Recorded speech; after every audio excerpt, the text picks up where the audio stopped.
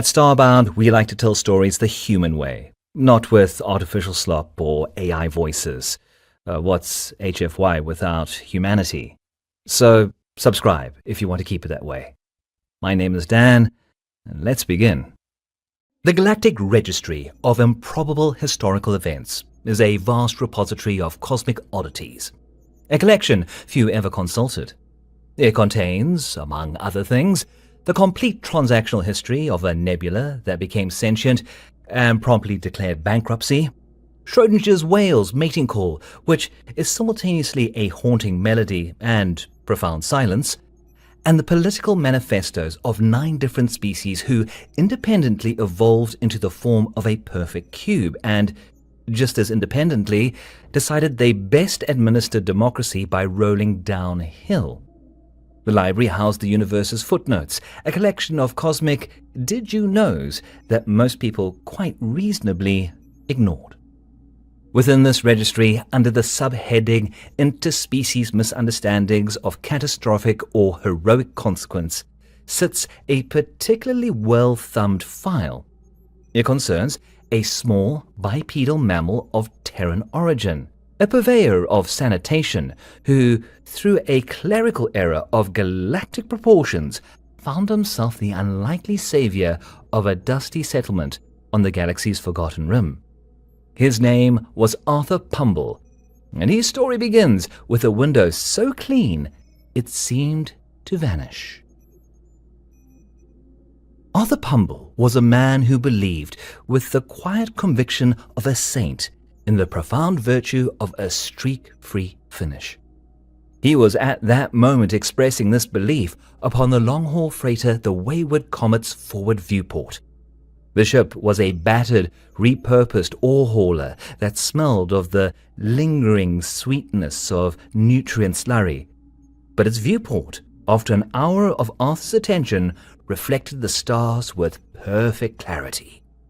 He held the polymer squeegee, its grip molded to his hand, at a 45-degree angle. With a single, steady pull born of thousands of hours of repetition, he drew it down the expanse of reinforced plexiglass. The squeegee whispered against the pane, leaving behind only the star-dusted black void, so clear and immediate, the silent, star-strewn gulf felt close enough to touch. "Ah, a perfect pull," Arthur murmured to himself, and he breathed, fogging a small patch on the glass that awaited his attention. Arthur was a man in his late 40s, soft around the middle in a way that suggested a fondness for biscuits and a life lived largely at a sensible walking pace. Behind a pair of practical, wire-rimmed spectacles, his kind eyes showed a deep, settled weariness. Though calloused and chapped from a lifetime of exposure to industrial cleaning solutions, he moved his hands with steady purpose. He had once been a municipal hydrosystems engineer for the Greater London Water Authority, an orchestra of pipes and pressures, a veritable poet of potable water distribution, his mind effortlessly mapping the flow rates and pressure gradients that delivered clean water to millions. Then came the corporate restructuring, a sterile phrase for a messy, heartless business that replaced him and his 30 years of experience with a temperamental algorithm and an unpaid intern. The algorithm, he later heard, caused a rather memorable incident involving a sewage main and the House of Parliament. Arthur felt a small, grim flicker of satisfaction at the news. Now he found solace in a different kind of system, one far more tangible and immediately rewarding. A dirty floor became a clean floor. He could momentarily hold the universe in its chaotic and often cruel indifference at bay with a potent disinfectant and a persistent scrub. The work possessed an honesty that corporate life had obscured. A pleasant, synthesized voice, female-coded and infused with a relentless cheerfulness, echoed from a nearby speaker grill. "Attention, passenger Arthur Pumble. We are approaching our final destination, Venture's Claim. We have notified the local authorities of your arrival. They sound excited." Arthur dipped his squeegee into a bucket of a formulated ammonia-free solution and prepared for another pass. "That's nice," he said to the empty corridor. "That message must be for another passenger." "Incorrect," the AI chirped. "You are the sole passenger disembarking at this location. Per the manifest, you are Arthur Pumble, Senior Sentry Systems Specialist, contracted by the Venture Claims Municipal Authority." Arthur paused, his squeegee hovering an inch from the glass. He frowned. "I think you'll find that's Senior Sanitation Systems Specialist, Hazardous Environmental Sanitation and Systems Maintenance. HESM." The ship's inertial dampeners hummed into the pause. The AI spoke again, its cheerful tone wavering for a microsecond. My apologies. I appear to have two conflicting work orders under the same acronym. One for Hazardous Environmental Sanitation and Systems Maintenance, and one for Hostile Environment Sentry and Systems Management. Also HESM. How statistically improbable. "Indeed," Arthur said, a familiar resignation settling over him like a well-worn coat. He had learned long ago that arguing with bureaucracy, whether human or digital, was as pointless as trying to mop up the ocean. Someone, somewhere, ticked the wrong box. The mix-up would resolve itself. It always did. He returned to his work. Another perfect, satisfying pull with the squeegee. The universe might be a chaotic mess of crossed wires and clerical errors, but this small pane of glass, at least, was a bastion of clarity. "Landing procedures initiated," the AI announced. "Please secure all personal belongings. The local temperature on Venture's claim is a balmy 42 degrees Celsius, with intermittent abrasive silicate dust storms. Have a productive day." Arthur sighed, wiping down his squeegee and placing it in its designated slot in his custodial crate. The crate was his mobile command center of sanitation, a marvel of organization. Every bottle, every brush, every microfiber cloth had its place. It was his sanctuary of order in a galaxy that seemed to have a deep and abiding passion for chaos. He snapped the lid shut, the click echoing with a satisfying finality.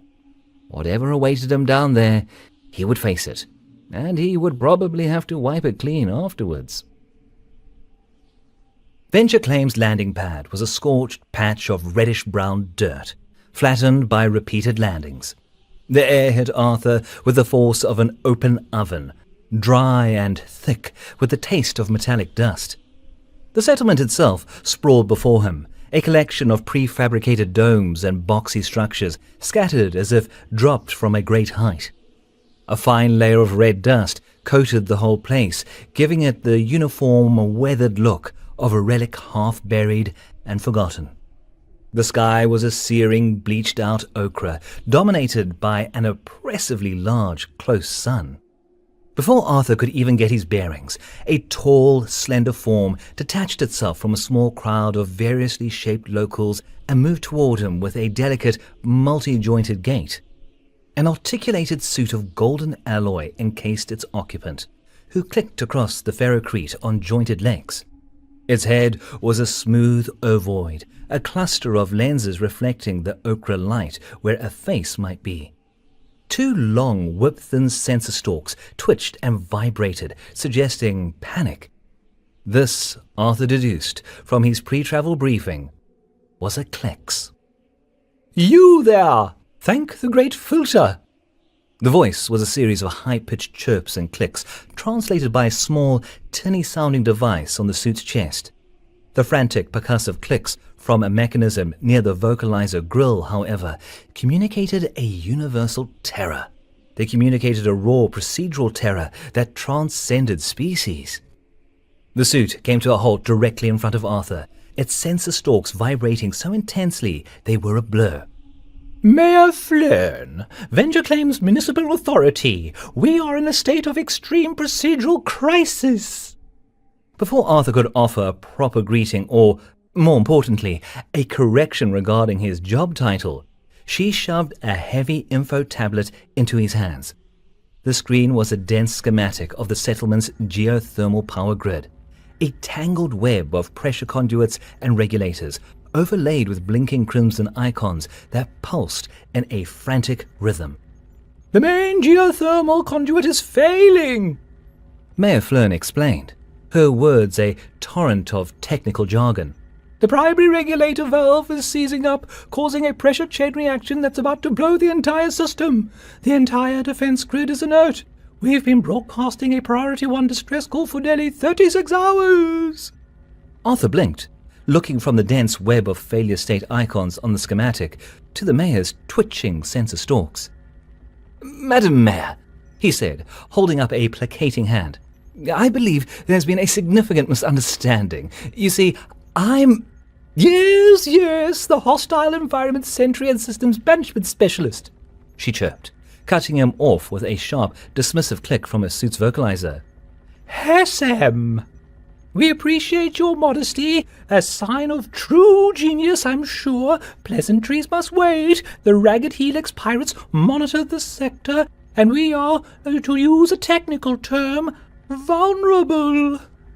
She grabbed him by the sleeve of his beige overalls and hustled him towards the largest dome, a hulking, rust-streaked structure from which a low, sickly hum emanated.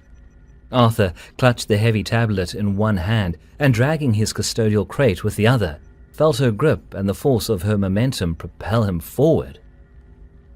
"My squeegee," he muttered, trying to explain his profession by way of his tools. "I'm more of a polymer-based surface maintenance expert." "Excellent! A specialist in polymer-based systems!" Mayor Flern exclaimed, clearly interpreting his words to fit her needs. "A polymer composite lines the conduits. You're perfect." They arrived at a heavy blast door, which hissed open to reveal a room where technology was actively dying. Consoles sparked intermittently, lights flickered with a dying, rhythmic pulse, and the air was thick with the smell of ozone and melting insulation. Two tall, thin figures in grey environmental suits darted between terminals. Their helmets were smooth, featureless funnels aimed toward the consoles. They were Velax, a species that perceived the world through acute sonic imaging. Their long, multi-jointed digits darted uselessly across holographic keyboards. "Emmerich, Quill," Mayor Flern chirped. "The specialist is here. Report!" The two engineers turned, and they swiveled their helmeted heads to aim their acoustic sensors at Arthur. A low, discordant hum emanated from their suit speakers, a sonic expression of disdain.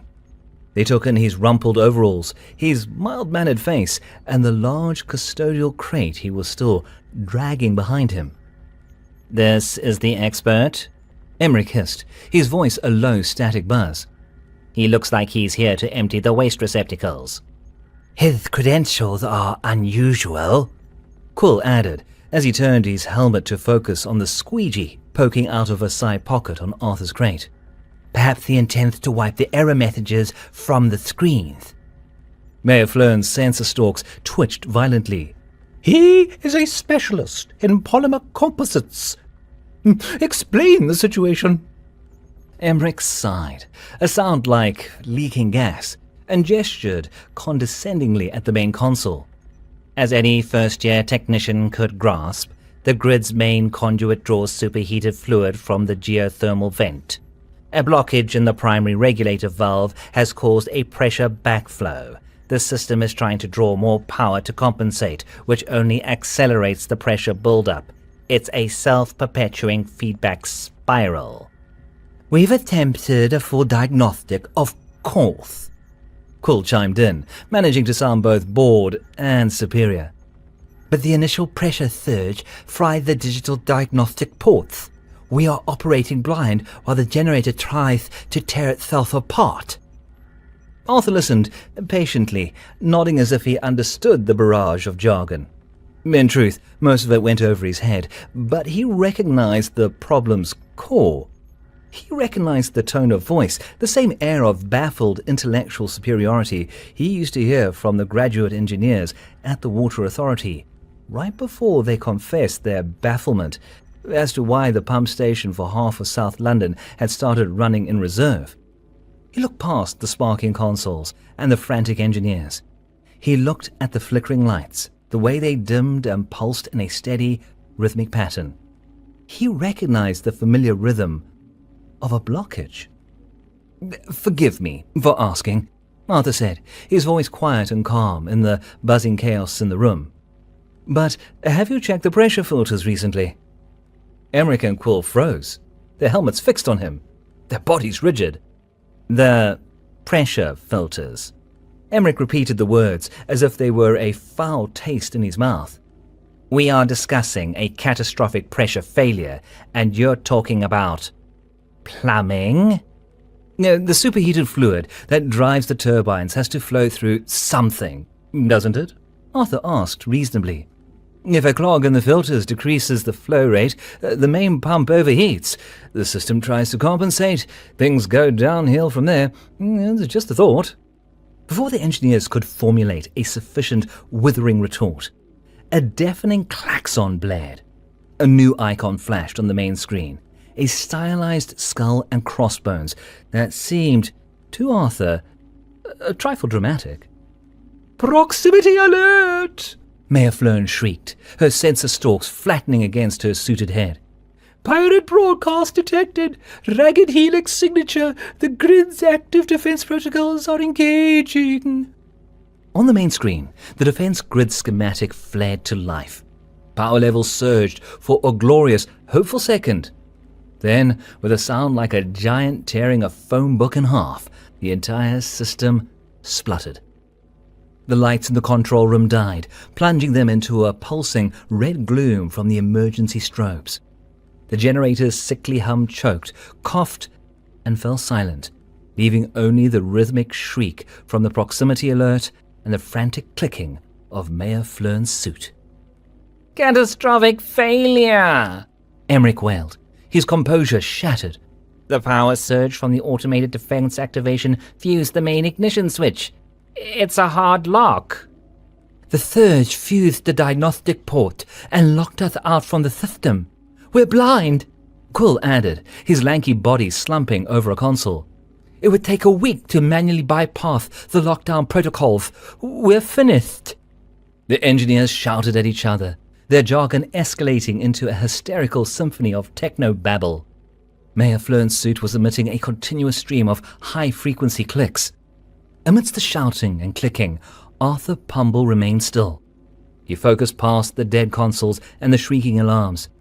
He trusted his senses, the same senses that could tell him the pH of a cleaning solution by its smell or the structural integrity of a pipe by the way it hummed. He knelt, placing a steady, chapped hand on the massive cylindrical energy conduit that ran across the floor's center. It was warm to the touch, and through the thick metal casing, a stuttering, intermittent shudder vibrated, a world away from the smooth, powerful thrum of a healthy system. It was a familiar feeling, a blockage. He traced the conduit to where it met the primary regulator valve, a complex knot of pipes and wiring, and there a faint, glassy sheen caked the base of the thickest pipe. A vitreous residue, like limescale in a kettle, only far more exotic. Calcified mineral deposits. He walked over to his custodial crate, the wheels rumbling on the metal deck. The others, lost in their panic, were oblivious. He opened the lid with a familiar click. He reached past the spray bottles, the cloths, and the mops, retrieving a tool deep inside that was the pride of his collection. It was a heavy ship maintenance scourer, a powerful, blocky device with a vibrating head, designed for stripping carbon scoring off engine blocks and removing stubborn alien barnacles from starship hulls. It was, in essence, a ridiculously overpowered orbital sander. He carried the scourer back to the regulator valve. Emmerich, noticing him for the first time since the lights went out, let out a squawk. "What in the name of the great filter are you doing with that polisher?" "This tool is applying high-frequency vibrations to break up mineral deposits." Arthur said, his focus on the task. He found the correct power coupling on the wall, thankfully running on the emergency battery circuit, and plugged the scourer in. The device hummed to life, a deep, satisfying baritone. "You must be joking," Quill shrieked. "That's the primary regulator. You'll rupture the casing." "Percussive maintenance," Arthur said, a term he learned from an old, grizzled mechanic on a long-forgotten space station. He located the densest part of the deposit, braced himself, and clamped the scourer's oscillating motor directly onto the blocked valve housing. He adjusted a small dial, turning the device's thrumming pitch by ear, a trick for finding the right vibration to shatter stubborn blockages. He thumbed the activation switch. A resonant vibration shot through the pipe. A deep, grinding groan echoed through the control room, the sound of a giant clearing its throat. Inside the valve, the calcified mineral deposit disintegrated into a cloud of inert particles. A powerful whoosh sounded from within the pipes as years of constricted fluid surged free. A cheer went up from Mayor Flern, but a sickening clunk from the main generator cut it short. "The flow is back!" Emmerich yelled, staring at a miraculously reactivated pressure gauge. "But the ignition switch remains fused solid. It's useless." Arthur was already moving. He peered into the generator's primary housing, its access panel blown off in the earlier surge. Sparks showered from within. Two massive copper contacts, each the size of his fist, were welded together by the intense heat from the overload. The system needed a jump-start. He glanced around. The engineers stood frozen, their featureless helmets aimed at him. The mayor's suit was clicking like a Geiger counter in a Thasium mine. He had to act immediately. He jogged back to his crate. This time, he reached into a different compartment, one containing his heavy-duty mopping supplies. He reached past the mop and grabbed the bucket. Fashioned from a thick, insulating polymer, it had two heavy rubber grips on the handle. Armed with the two rubber grips, one in each hand, he returned to the sparking generator housing. "Stand back," he said, his voice calm and certain, like a man who had dealt with overflowing toilets in zero gravity and knew a thing or two about hazardous environments.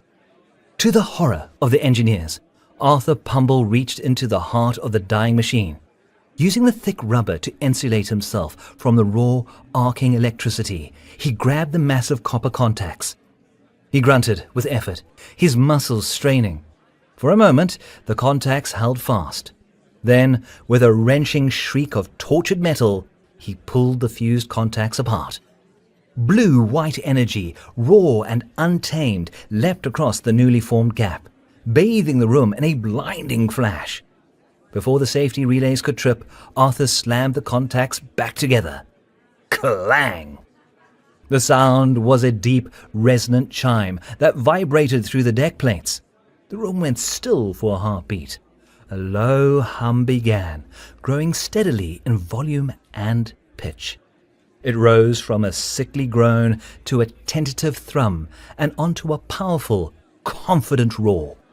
The emergency strobes cut out as the main lights flickered on, buzzed, and blazed to life, brighter and steadier than before. The consoles around the room lit up one by one, their screens displaying rows of calming green system nominal messages. On the main screen, the pirate proximity warning flashed a frantic, automated retreat code, before blinking out entirely.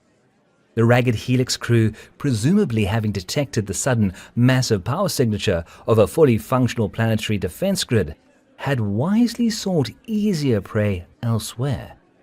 The control room filled with the steady, reassuring hum of a machine doing its job. No one spoke. Emmerich and Quill stood motionless, their featureless helmets aimed at Arthur, the silence from their suit speakers conveying a profound bafflement their species rarely showed. Mayor Flern's suit stopped its frantic clicking. The long, delicate sensor stalks, which had been a blur of anxiety, were now perfectly, unnervingly still. She turned her suit's head to fix its cluster of lenses on the grime-covered human standing beside the now purring Janitor. He was wiping a smear of grease from his cheek with the back of his hand, a smudge of soot on his nose. He looked like a man who had just finished a particularly difficult plumbing job, which, in a way, he had. Mayor Flern took a slow, deliberate step towards him. She stopped, and she tilted her suit's head as if seeing him for the first time. The tinny translator on her chest crackled to life. Her voice, once a high-pitched shriek, was now a quiet, awestruck whisper. You rescued us," she said. The emergency town meeting took place in what passed for Venture Claims Town Hall, a large, dusty dome with acoustics that turned every speech into an echoing muddle. The air was thick with alien body odors and the low hum of chatter. Arthur Pumble stood near the back, attempting to fade into the dusty background, which was difficult when Mayor Flern kept pointing one of her suit's slender, metallic limbs in his direction. She stood on a raised platform, her censer stalks held high and proud. The crisis had, it seemed, served her political career well. She projected confidence, a leader who had, through her own foresight and wisdom, procured a savior for the town. "Citizens of Venture's Claim," she chirped, her translated voice booming through the domed speakers. "We were on the brink of disaster, our existence threatened by the cowardly pirates from the Ragged Helix. Our so-called experts—" She paused here to shoot a withering glance at Emmerich and Quill, who were trying to merge with the wall. "They were useless. They wallowed in their theories while our home faced annihilation." A rumble of agreement went through the assembled crowd of miners, farmers, and assorted frontier-dwelling oddities. "But I," Flern continued, puffing out her suit's thorax plating, "had a plan. I requisitioned a specialist of a different caliber. A being free from rigid dogma and useless schematics. A being of action. A being who understands that sometimes the most complex problems require a simple, direct approach." She gestured dramatically toward Arthur. Everyone in the dome turned to stare at him. Arthur gave a weak, awkward wave. He wished, more than anything, that he had a floor to polish. "This human, this Arthur Pumble, looked for a practical solution. He identified the problem, and he cleaned it up." This line got a surprising amount of applause. Venture's Claim was a town that understood messes. "He found the grime in our system, and he scoured it clean. He located the blockage in our town's arteries, and he cleared it. This is the kind of thinking Venture's Claim needs. This is why, using my emergency powers as mayor, I am addressing another long-standing issue." She paused for dramatic effect. The crowd leaned forward. "The position of sheriff has remained vacant for too long," she declared. "We have been a town needing a guiding hand to maintain public order. That ends today. I hereby declare the position filled." A low murmur went through the crowd. The prickling dread that crawled up Arthur's spine was familiar. The same feeling he used to get right before his boss at the Water Authority would announce a new round of synergistic restructuring. "We need a sheriff who can clean up a mess," Flern boomed. "And you are the most qualified person I can imagine." She scuttled down from the platform and marched directly to Arthur, who was now actively trying to back away. A path cleared before her. In one hand, she held up a tarnished, star-shaped piece of metal. "Mr. Pumble," she said, and she dropped her voice to a conspiratorial whisper only he could hear.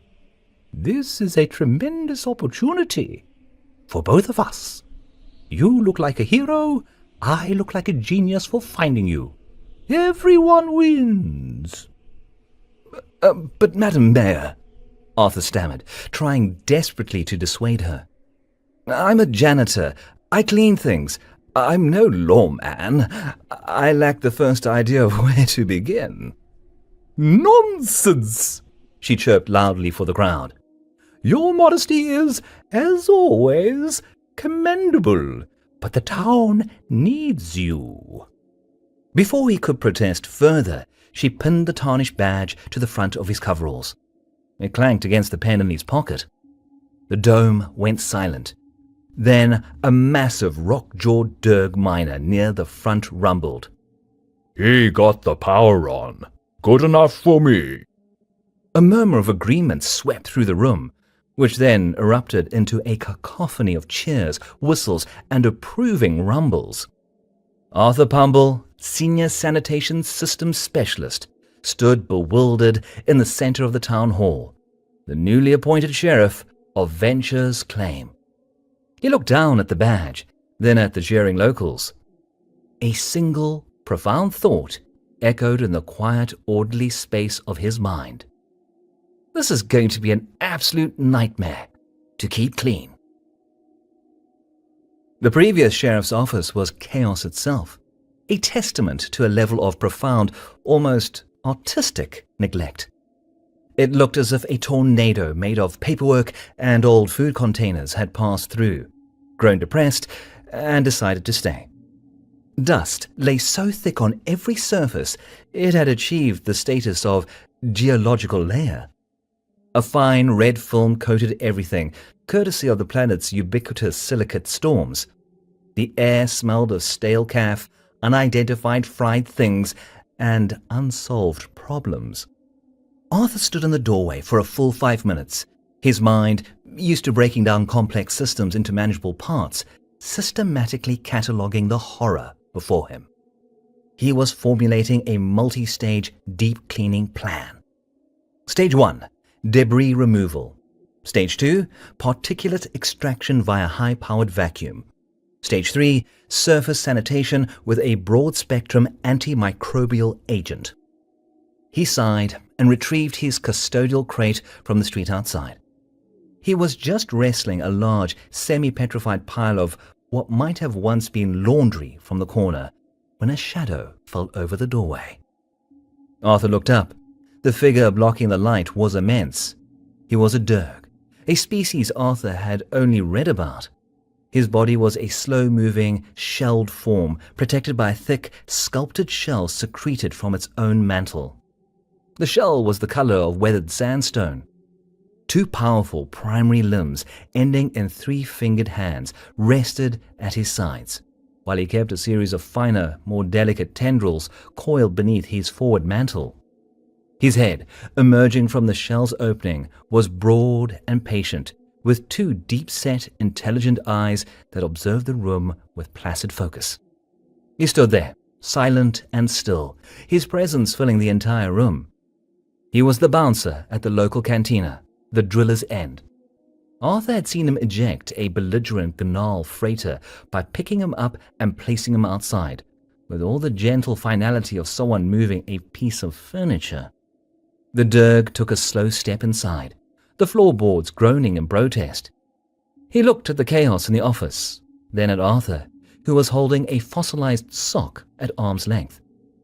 A low, resonant sound emanated from the Derg's chest, a deep rumble that vibrated through the soles of Arthur's boots. "Messy," the Derg rumbled. The single word sounded like stones grinding together at the bottom of a deep well. "That's one word for it," Arthur agreed, dropping the sock into a refuse sack. "I was leaning towards biohazard." The Derg's gaze moved to Arthur's custodial crate, then to the orderly way Arthur was already sorting the debris into piles. Recyclables, compostable organics, and outright hazardous waste. The Derg watched him, his deep-set eyes fixed on the sorting. The Derg had been in the control room during the crisis, a silent observer at the back. He had seen everything. Another rumble, this one softer. "Grum." Pardon?" Arthur asked. "Name. Grum." The Derg clarified. He then tapped one of his two massive hands against his own chest, then pointed a thick, clawed finger at the tarnished badge on Arthur's coveralls. Sheriff. He pointed back at himself. Deputy. The declaration was a statement of fact, delivered with the certainty of a mountain declaring its intent to remain a mountain. Arthur looked at the two-armed wall of muscle before him. He thought about the mountain of paperwork, the surly miners, the general lawlessness that a town like this must attract. He was out of his depth and needed an ally. "All right," Arthur said, extending a hand, which Grum's enormous rock-like palm promptly engulfed. "Welcome aboard, Deputy. You can start with that pile over there." Grum nodded once, a gesture of immense gravity, and went to work, his primary limbs clearing the heavier debris while his finer tendrils sorted smaller items with surprising dexterity. As they worked in a comfortable silence, sorting and cleaning, a quiet partnership formed. Arthur had found a deputy who understood the satisfaction of bringing order to chaos. Their first official case arrived the next morning. It came in the form of a high-strung, plant-based farmer named Creeb, who tapped a rapid rhythm on the newly swept floor of the sheriff's office with his 6 spindly root legs. "They're gone! All gone!" Creeb wailed, his leafy crest drooping. "My prize-winning luminescent sporocytes, the pride of my hydroponics farm, vanished overnight." Arthur, who was wiping down the last of the grime from the office's single window, set his cloth aside and gave the farmer his full attention. "Vanished from where, exactly?" "From my secure lab." The Creeb gestured wildly. "I locked the room from inside. The chronometer logs show the door was sealed all night, but this morning the entire cultivation tray was empty. Vreen must have done it. That competitive slug herder from the next dome over. He envies my spores." Arthur and Grum followed the distraught farmer to his hydroponics dome. The lab was a small, sterile white room filled with bubbling tanks and humming machinery. An empty cultivation tray sat on a central table. The air smelled of damp earth and chlorophyll. Creeb pointed at the door controls. "See, locked. The logs show the seal held all night." Grum examined the lock, then the thick walls, scanning for any physical breach. He rumbled low and deep. "Solid." Creeb wrung his twig-like hands. "It's a locked room mystery." Arthur, however, focused elsewhere. He had learned from years of cleaning up after people that they rarely looked down. Locks and walls were for amateurs. The real story was always on the floor. "Could you dim the lights, please?" Arthur asked. Creeb, confused but desperate, complied. The lab plunged into near darkness, illuminated only by the faint glow of nutrient solution monitors. Arthur walked over to his trusty custodian crate, which Grum had carried for him, and retrieved a small handheld device. It was a sanitation-grade UV light, designed to reveal organic residue invisible under normal light. He clicked it on, casting a pool of eerie purple light onto the pristine white floor. "The spores," Arthur said. "You said they were luminescent." "Yes, their glow is a key indicator of their nitrogen-fixing viability," Creeb confirmed. "It's what makes them so valuable for our crop seasons." "And like most things that glow," Arthur continued, sweeping the UV beam across the floor, "they shed. Most messes do. You just need the right illumination to see them." A faint trail of tiny, glowing specks appeared. They were as fine as dust motes, imperceptible in the visible spectrum. But under the UV beam, they shone like a miniature galaxy scattered across the floor. The trail led from the empty cultivation tray toward a small, grated panel in the wall. "What's that?" Arthur asked, pointing the beam at the panel. "A ventilation duct," Creeb said, his voice thin. "I sealed it myself. Supposed to be, anyway."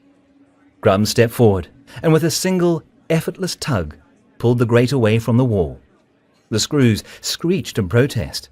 Behind it, The duct was dark and narrow, but the glowing trail of dust led directly inside.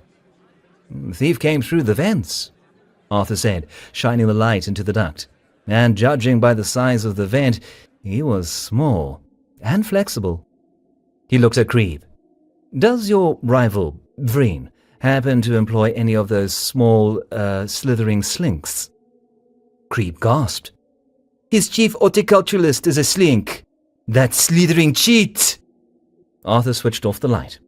"The trail leads from your lab out a supposedly sealed ventilation duct, and I would be willing to bet a lifetime supply of polishing compound straight to your rival's greenhouse."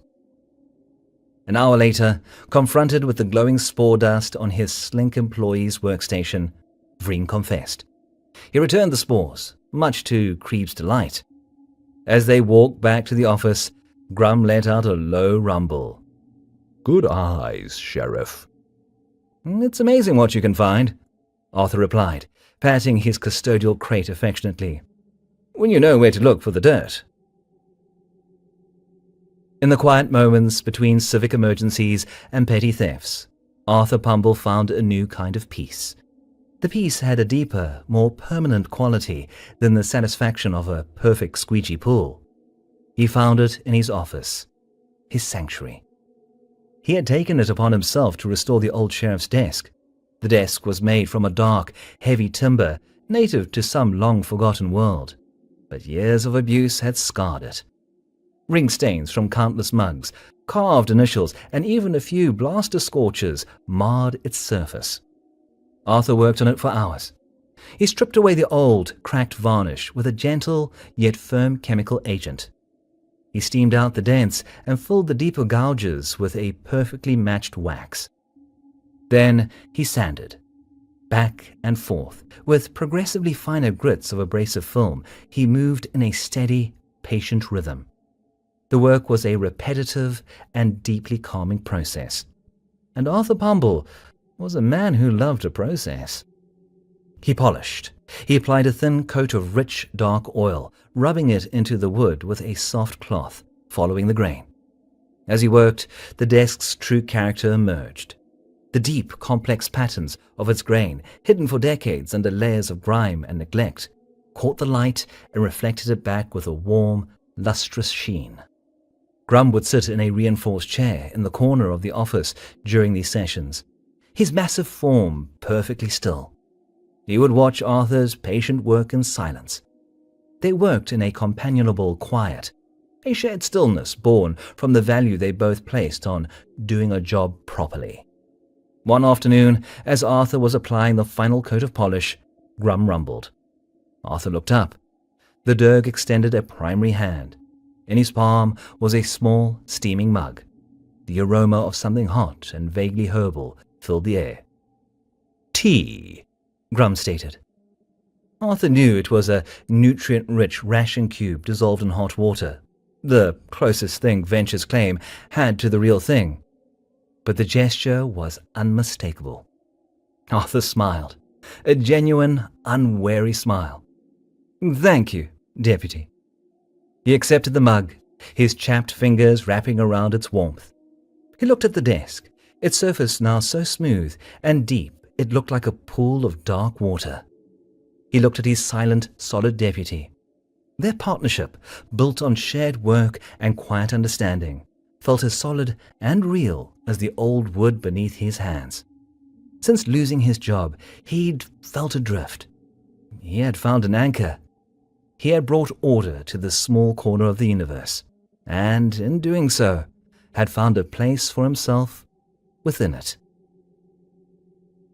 The Driller's End was the social, economic, and gravitational center of Venture's claim.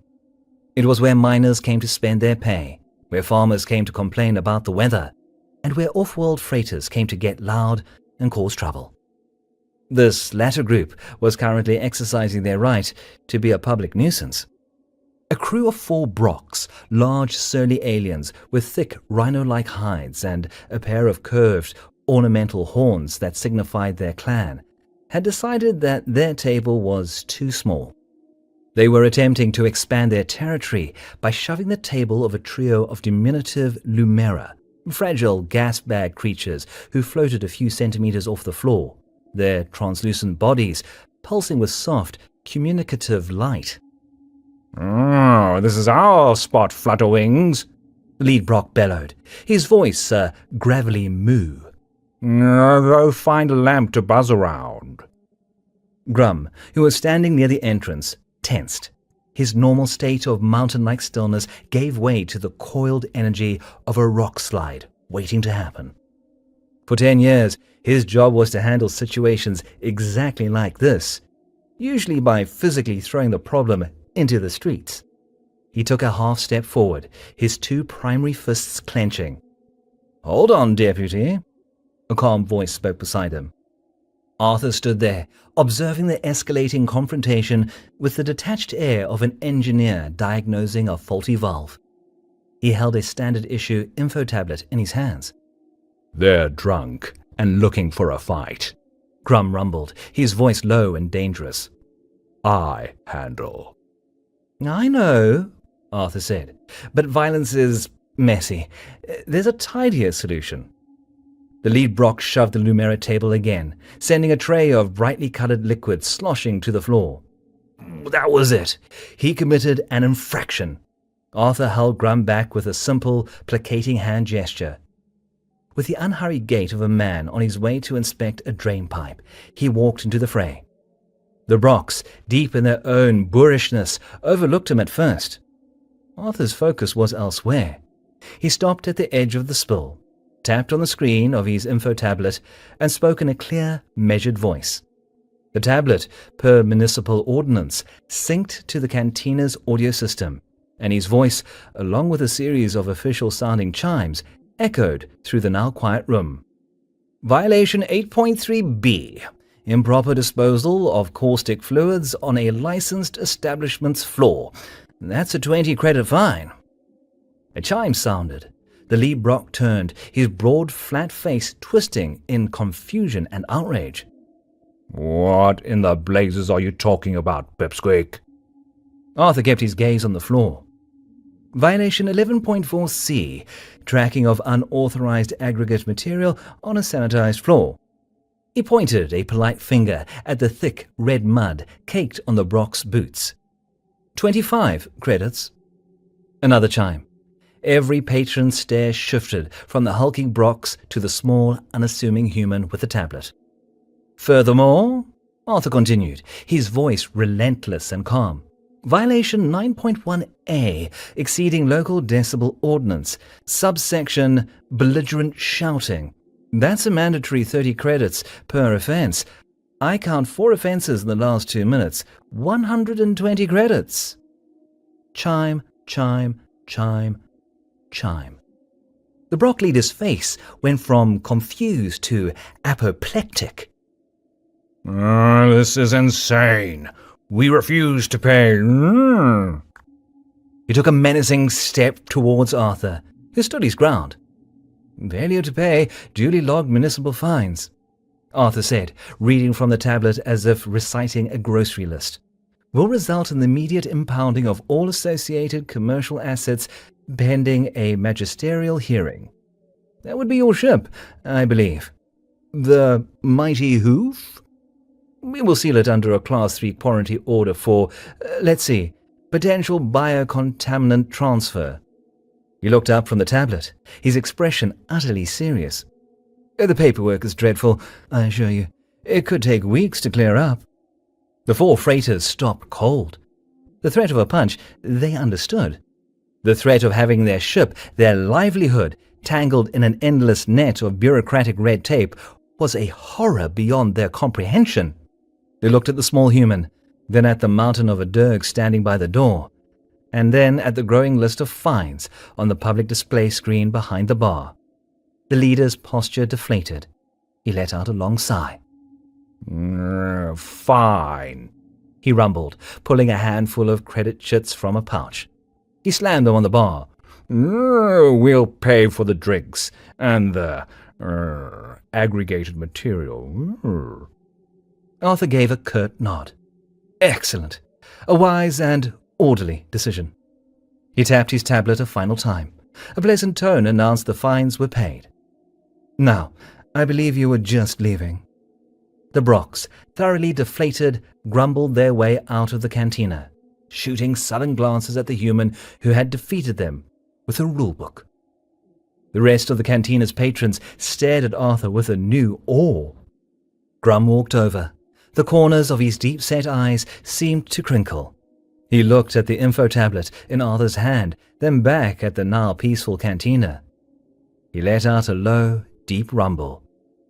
The rumble was the Derg equivalent of a hearty laugh. Weeks passed, and a new, quieter, more orderly rhythm established itself in Venture's claim. The new sheriff's comfort with, and active enjoyment of, paperwork had a profound and chilling effect on the town's more chaotic elements. Arthur settled disputes over mining claims when he calmly surveyed the boundaries and cited obscure property bylaws, replacing fisticuffs with procedure. He diffused arguments in the market with the quiet promise of filling out a triplicate grievance form instead of threats. Venture's claim settled into a new state of procedural compliance that, while occasionally fractious, was more predictable. One evening, Arthur Pumble, sheriff, sat in his clean, orderly office, the restored desk glowing under the soft light of a glow lamp. He was sipping from a mug of hot water with a ration cube dissolved in it. Though a poor substitute for tea, he had grown accustomed to its simple warmth.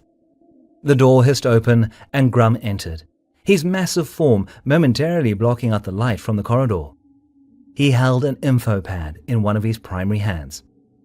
Sheriff, he rumbled, his deep voice filling the quiet office. Report. Arthur took a slow sip. Go ahead, Deputy. Creeb, Grum said, a hint of wariness in his tone. The farmer accuses Reen of spore theft. Again. Arthur Pumble sighed. His sigh was a long, slow exhalation, the sound of a man who has found his place in the universe and discovered that it involves a great deal of predictable, repetitive work. He placed his mug down, on a coaster, keeping the polished wood pristine. He stood up, pushing his chair back with a soft scrape. He walked over to his custodial crate, which now sat in a place of honor by the door. He opened the lid and retrieved the UV light, its casing worn smooth from use. He turned to his deputy, a small, wry smile touching the corners of his mouth.